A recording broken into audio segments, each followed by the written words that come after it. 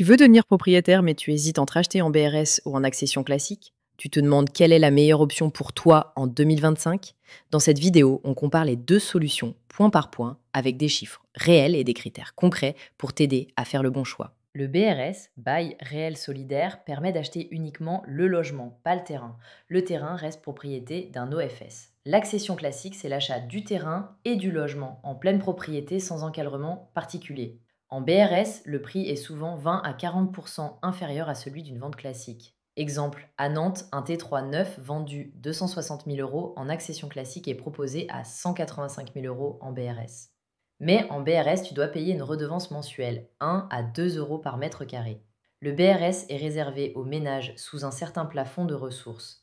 Il faut être primo-accédant ou non propriétaire d'un logement adapté. En accession classique, aucun critère de revenu ou d'usage n'est requis. En BRS, la revente est encadrée. Le prix est plafonné selon un indice. La plus-value est limitée. En accession classique, tu peux revendre librement au prix du marché avec une plus-value illimitée. Le BRS donne accès à TVA réduite à 5,5%, prêt à taux zéro, PTZ, possibilité d'exonération de taxes foncières jusqu'à 15 ans.